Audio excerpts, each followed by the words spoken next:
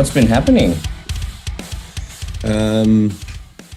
Well, I mean, I've been just teaching drums and living somewhat normal life, I guess, considering what my life was like for the last 10 years and what it's like now. It's very different, but I'm actually good with that. It's cool to to mix it up a bit. Yeah. Been tracking some drums as well, which has been fun for a new record. So, awesome. Awesome. Damn, that's trippy. I guess you were you were on a touring hype there for a minute, huh? Yeah, dude, like big time. Like it was like 6 to 9 months a year touring, and then January last year, that just was like, this is going to be the last tour you do for don't know how long. That's wild. Yeah, but honestly, like obviously I love playing drums, love touring and whatnot, but it is nice to live like a normal routine, have somewhat normal routine. I've been enjoying that. Do you think you can go back? It's gonna be weird. It's just gonna be weird to get to just slip back into that world after being in the normal real world for I don't know how long, but at the same time I'm stinging for it. I'm stinging for that live godlike feeling that I haven't experienced in a long time. So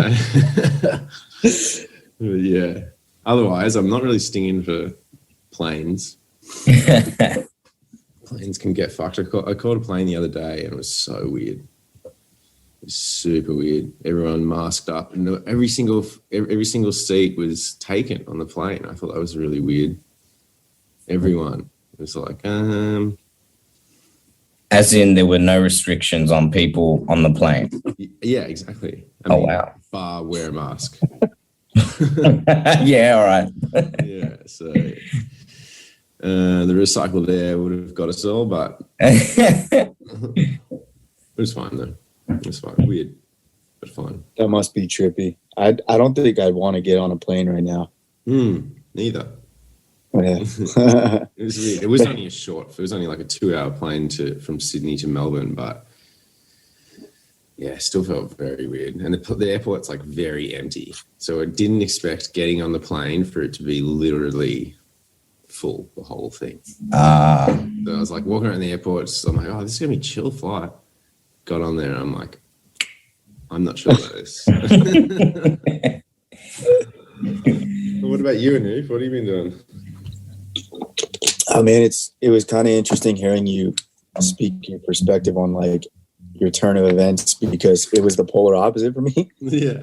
It was like, I mean, touring wise, I haven't done anything like what you guys have been doing, but still there was like a point where it just kind of started going down and down, and then finally just made that it was actually for my dog, because he was getting pretty old and he had like a spine thing going on. So I just decided to like stay home pretty much 2016 onwards. Yeah. And only do things here and there for traveling. And so I got really used to a routine in home life. Yeah. And I don't know, got like the thought of getting back in like a van. I'm just like, no thanks. Hell no. But, I mean, if the opportunity comes up, that'd be pretty cool, but I'm going to be so much more of like a selective little bitch. I think you can be though. Like, I think you're at that time where, yeah, you don't have to grind out. You don't have to just start a new band and go from the top. It's not even like. Sorry. No, I was going to say it's not even like a feeling of like, oh, I've paid my dues. It's just like my back can't do that anymore. You know what I mean? We're getting old. Yeah. It's different. It's different these days. The novelty of the old van travel has washed away years ago. The novelty. Yeah. It was once a novelty. No, I do agree with that. I can't believe it. I actually can't believe that was like at one point in my life. I was just so excited and thrilled to do that. Yep. But good times. We did it together, man, across Canada. Isn't that crazy? Yeah, that was ages ago. Yeah, that was. When was that? Is it 2013? Fuck. Or maybe 12? I don't know. Yeah. It was back then. Texas in July. You were playing with intervals. The next time I saw you, you guys were playing with Bring Me the Horizon. Was that on yeah, that was shit. Yeah. Yeah. Yeah, that was good. That was good fun. I just remember that tour being there's so many good drummers on that tour, that Canadian one. I remember you and Adam Gray just doing like crazy practice pad shit together. We were nerding out with that stuff. You guys were fully nerding out, and like you both speaking like the exact language that the other could understand. You're like, yeah, let's do this in sevens, and I'll be like on the offbeat, and you and I'm just sitting there going, what the fuck? Oh man, you guys are crazy. It was cool. You just knew how to relax before a show. We were just the one like, dude, drums, you know, like. And I'd sit there just watching, just going, whoa. Should I be doing this? Should I join in? Just slip a stick in? It was good to watch. Yeah, it was fun. I saw you guys in Toronto. Yeah. Do you remember that? Were we there? Yeah, that big ass venue. I forget what it's called, but it's like a 3,000 cap venue or something like that. You guys played with Bring Me the Horizon. Yes. About to say we did not play that on our own.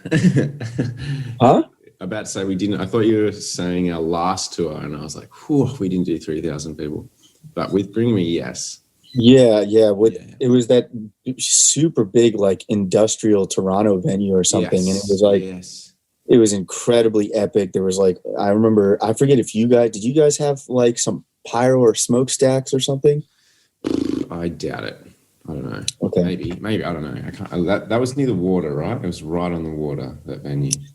It was right on the water. Yeah, water. It was. What was crazy about it? There was like a trip from like touring with you, because that was like a couple of years later, I think. But like touring with you, and we were playing like tiny to like okay, whatever, and then bam, 3,000 cap, gigantic stage.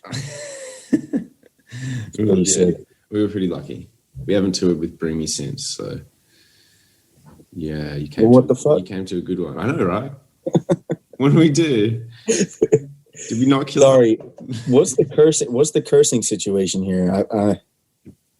Whatever you guys want. Just keep it real. Keep it like a actual chat. Yeah, no, that's cool. I mean, yeah. Well, I mean, there's been a pandemic, so my mind is a little bit, How is the sitch like around you? Oh, terrible? It's ridiculous. America is just ridiculous. Yeah. I shouldn't say America. The U.S. is ridiculous. Yeah. We just started, like, there's been a bunch of states that have lifted the mask mandate. Okay. So it's no longer mandatory to wear a mask. And then on top of that, there's a few states that have now put back 100% capacity in like restaurants and gyms and all that kind of stuff. Mm. And then there's other states that are slowly doing it, like Maryland. I think we're at like 50% capacity or something like that for restaurants. Yeah. But in Maryland, you still have to wear a mask. Right. In Texas, though, they're just like freedom. You know what I mean? Like, freedom, that's what matters. Yeah, exactly. So I don't really know how I feel about that because, yeah, we're like vaccinating people, but A, not everyone's vaccinated, and B, not everyone wants a vaccine. So, like, I don't know. It's all kinds of stuff over here. Yeah, fuck, man. Well, I hope you're okay. I'm good, yeah. Good. Waiting for the needle. Yeah. When's that? No clue. I'm a musician, so I'm like the bottom. like the last priority. Dude. Is it still snowing there? No, man. We've had some really nice warm weather. Finally, all of the winter weather kind of broke apart. So that's another thing. Like the entire middle of our country, just like a couple of weeks ago, was like iced over. Yeah. And then like 3 days later, they like experienced flooding. Oh my God. And then there was like tornadoes like a couple of days after that. What the fuck? So, like, just natural disasters left, right, and center. yeah, it was wild, man. Wild. What can you handle? Yeah. What can happen next? Earthquakes, volcano appears. Yeah. With the sea and the ground. What about you, Nic? What have you been doing? Not much, just teaching, practicing as much as I can. Good boy.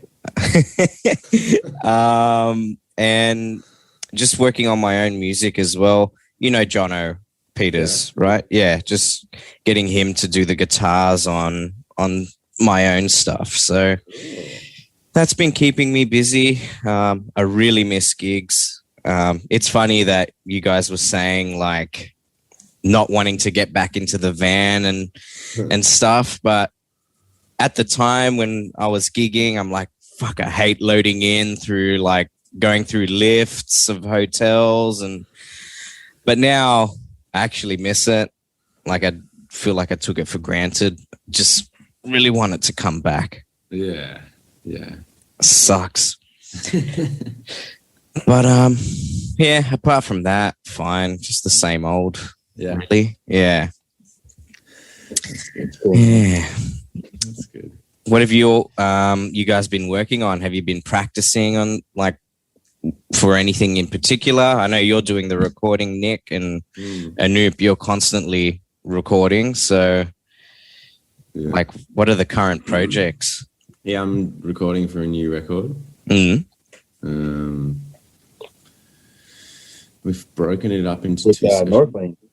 Yeah, with Northlane. Hell yeah. So that's pretty fun. Obviously, we've had like more than enough time to write, and we have more songs than we've ever had for a record. So, I mean, that's good and bad in terms of it's great to have heaps of music, but it's just more stuff to learn.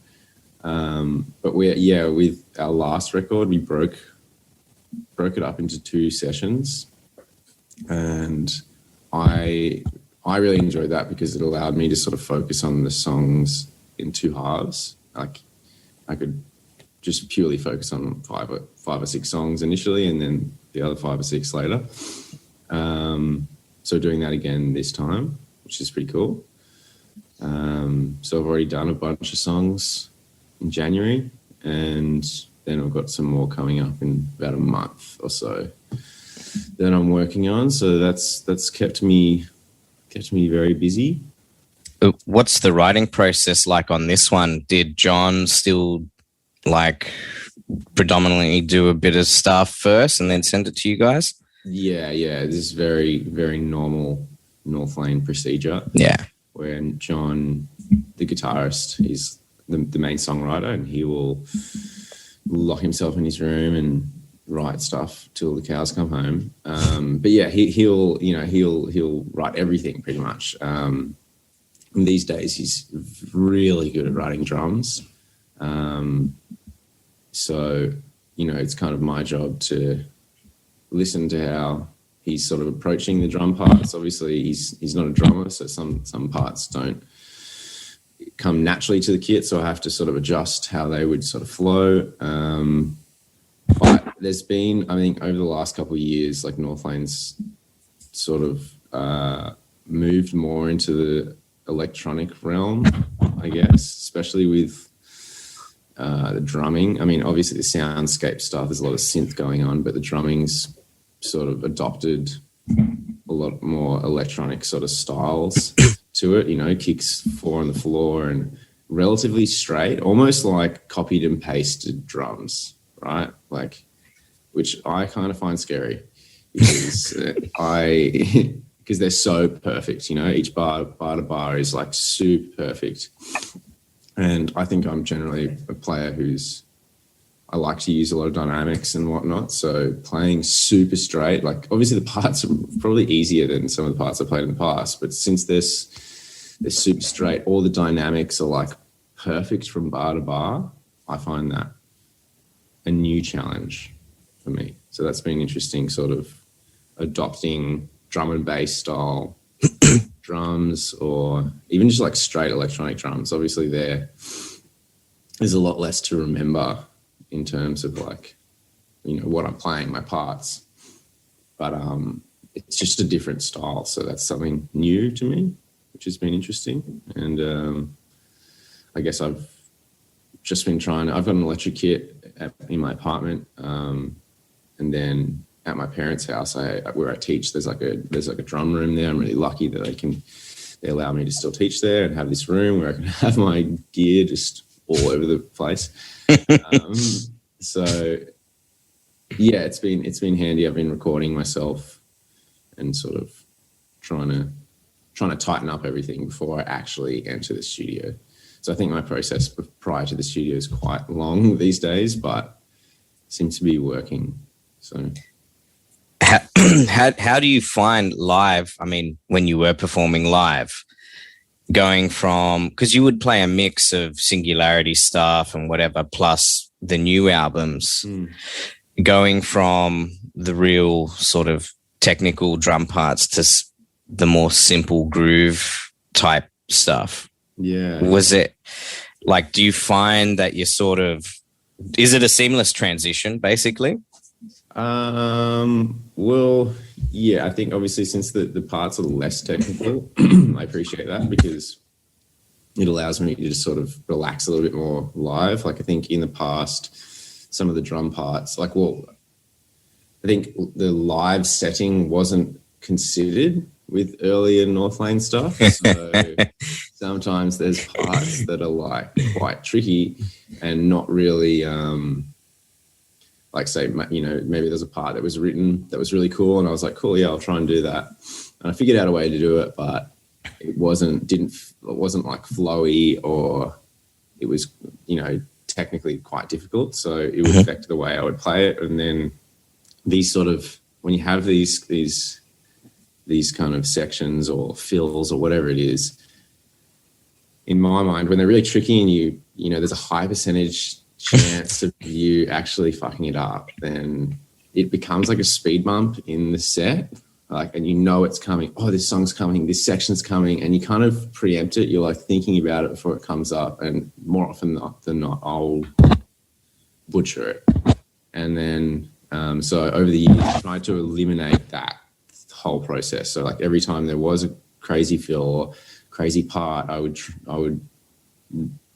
try and adapt it to be as flowy as possible. So it was more, I was trying to make it smarter. I guess essentially I was making it easier.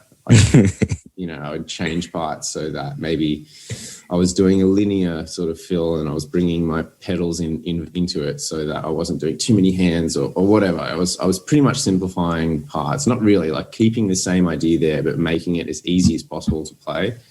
That has been something that I've sort of adapted over the years. And then these days when it's come to, you know, yeah, these more straighter songs, it's definitely a lot easier to sort of play live. But I actually appreciate that because I can get into it and I don't have any, you know, there's still some tricky parts throughout each of the songs. Always, even if it's a straight song, there's some fill in there or some section that's like quite technical and whatnot. I was going to say you hit hard already, and then let alone like if it's something they give the drummer even more opportunity to hit hard. Yeah, exactly. It gives you more space. You can just really just lay into it and go for it. So It's fun. It's good fun. It's just different for me as well. It's not like I wouldn't consider myself like an electronic drummer or like a drum and bass drummer, you know, like, so it's like a new challenge, I think, which is nice.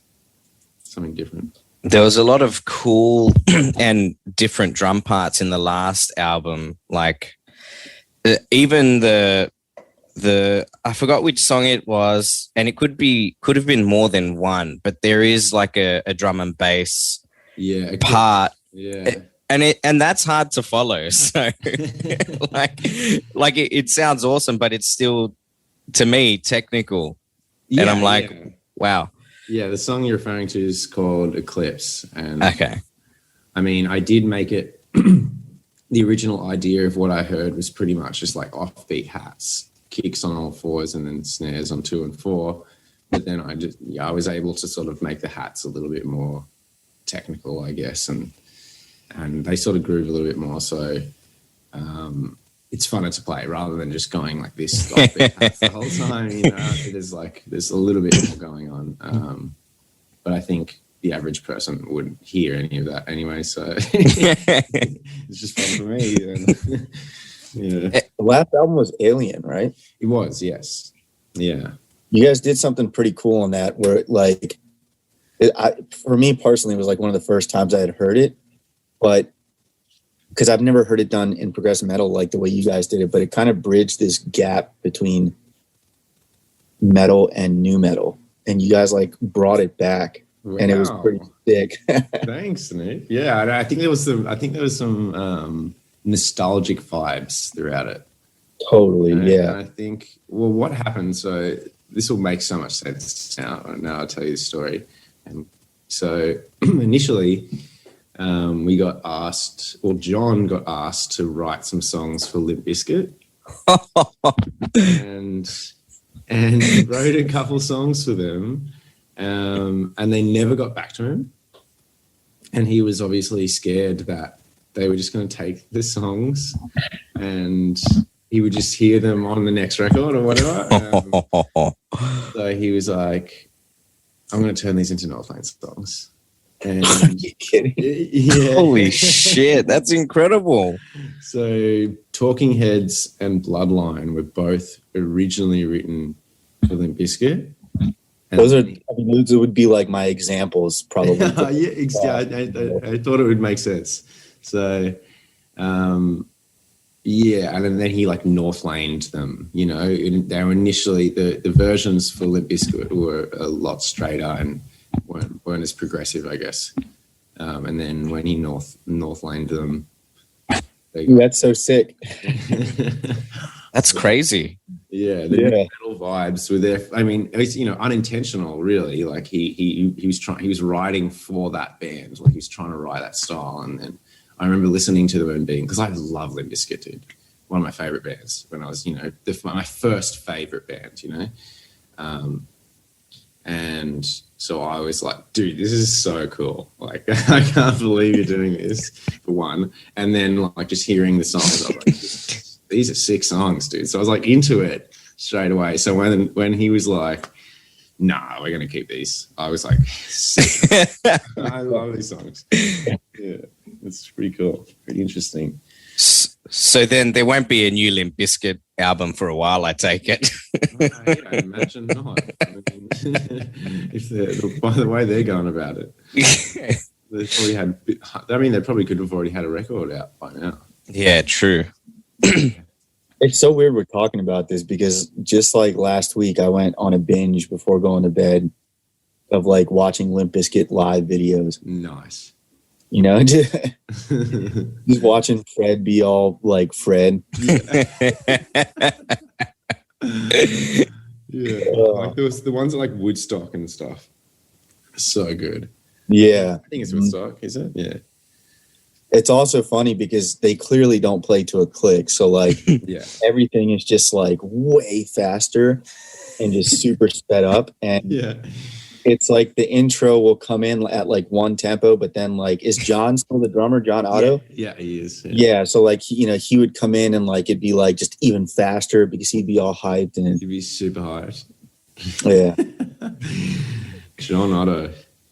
Yeah, dude. I remember we played a festival with Limp Bizkit in Melbourne. It was Download Festival, and like John Otto, I had John Otto's signature sticks when I was a kid.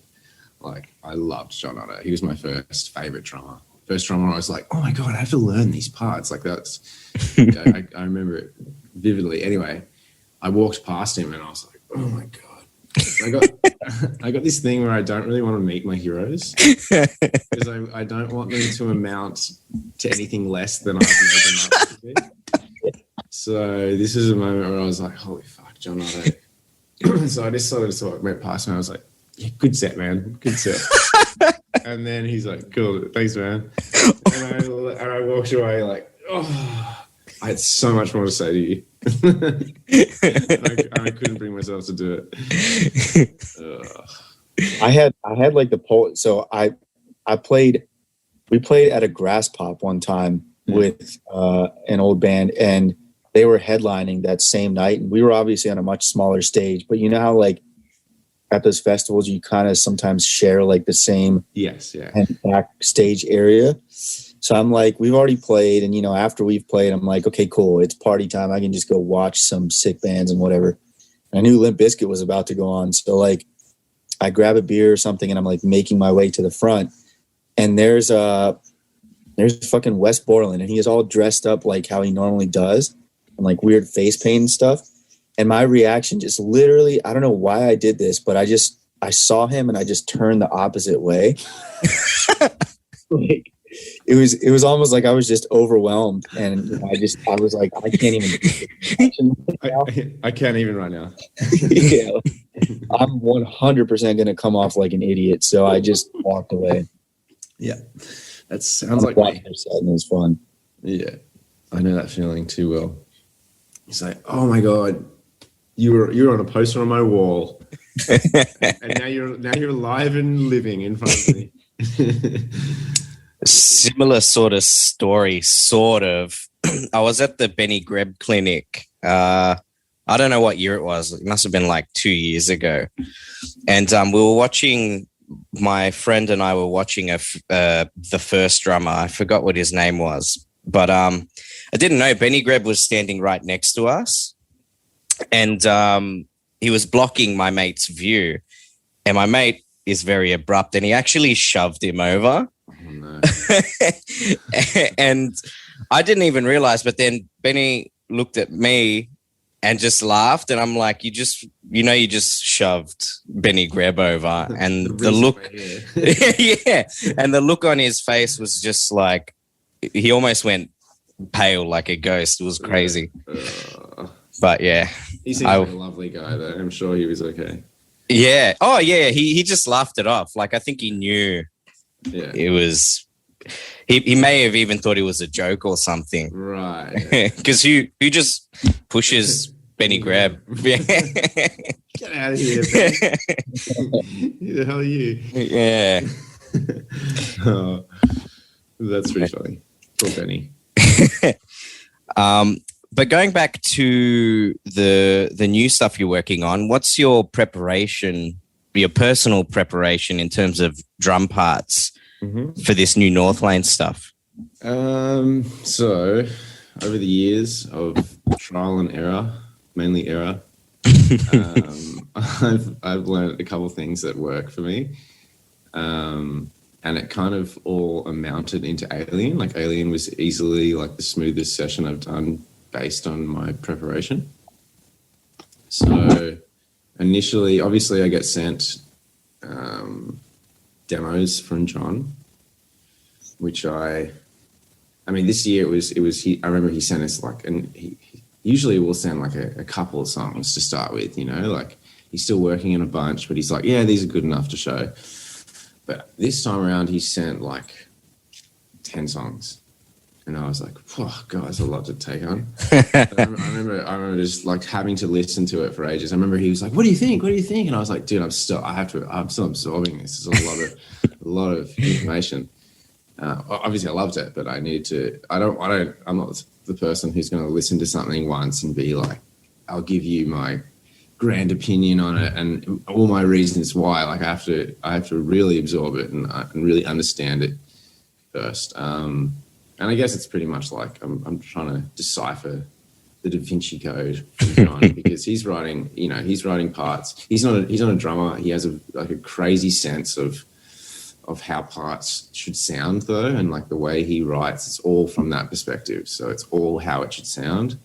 And I guess my job is to sort of turn that into actually, an actual reality in terms of like how it should be played. So I'm trying to decipher his parts, and a lot of the time he comes up with things that I think most drummers just wouldn't come up with because he doesn't have the boundaries that I think a lot of drummers have. especially myself, you know, I think growing up learning drums and learning, just learning drums in general, when you taught things, obviously those things come with boundaries, you know, whatever it might be, whether it's triplets or going from triplets into 16th notes, it's like, oh, it's can be abrasive or whatnot. You know, I have that sort of thought in my head where someone like John will just be like, whatever, just go for it, try it, you know. That's a probably poor example, but you kind of get the idea of how I'm sort of taking it on. So it's interesting to hear how he sort of comes up with drum parts, because like I said, he'll come up with shit that I just would never come up with. I would just never even go there. So I find that really cool. And yeah, initially I just listen to it, absorb it, and then I start writing it out onto sheet music. And that's like my first sort of stage. I think this is really unorthodox these days, considering everyone can just look at MIDI and read that like it's almost sheet music, or get something that transcribes it into sheet music. But like the process of actually writing it out for me is like a really important one, because it allows me to understand where everything is in relation to one another. So like where these kicks are in relation to the snares in the bar, or like where the fill is, or whatnot. You know, it just, for me, it really helps me sort of just understand it from like a bare bones perspective. And I'll pretty much just write bare bones drums. So it's like I'm learning the most basic sort of version of what I'm given. Once I can turn that, and then I can sit on the kit and I can just practice to a metronome at any tempo. You know, I don't have to practice. I'm not going to just jump onto the song's tempo straight away. I'll sort of build up into it, especially if there's fast parts. Basically, I'm just trying to create muscle memory initially and just learn everything as best I can, so that once I do feel comfortable, I don't need to read any of the music that I've written. I sort of can just fully play through. It's all in my head. The parts are sort of coming to me. The fills are coming to me. Then I can sort of start getting a little bit more creative. Yeah. Once that muscle memory is there, then it's like, okay, I sort of let things happen naturally, and see if, you know, sometimes it's fill, sometimes it's ghost note patterns that sort of come, or whatever it might be. I just sort of let it sort of happen naturally from that point on, in terms of creating, like putting the icing on the cake kind of thing. And then I will start recording myself, like crudely, just to create like a feedback loop, so I can then, you know, because obviously when you're playing, you can play and you think you played it amazing, and then you look back at a video and you're like, I was rushing that whole section. That feel was so sloppy, you know. So your perception's a little bit different. So I think it's really important to have a phase where you start recording, whether it be like you actually recording your drums or just filming yourself play, whatever it is. Yeah. I think that is, like, for me, that's a super important phase, because that's when I can tighten the screws, everything. I can notice the parts that need work, and the parts that, it's usually parts I'm racing the shit out of that. I need to figure out, I need to create like a mental note and say, this section, just sit back in this section, because naturally it's a fast section and my perception is that it's fast. So I generally race it, you know, so I need to create sort of mental bookmarks for these sort of sections. And then from there on, it's kind of just like doing that over and over. So continue to record myself playing these songs, continue just tightening the screws until I get to the studio. And by the time I got to the studio, then, since I've been like practicing recording myself, I guess, I find that I have a lot less pressure on me when I'm in the studio, because I know I've already recorded the songs. that sort of headspace is really important for me from a confidence perspective. Like, that's something that I added in for Alien, which is like the whole recording process, which I had never done before. I can't believe I'd never done it before, because it helps so much. But yeah, I definitely noticed a huge change in my confidence when I was in the studio, because I was just totally I knew I had already recorded it pretty much, and by doing, obviously, by then doing it again, but professionally in a better environment, not just with my phone or EAD or whatever. Like it made it a lot easier for me to sort of just do my thing and not second guess anything.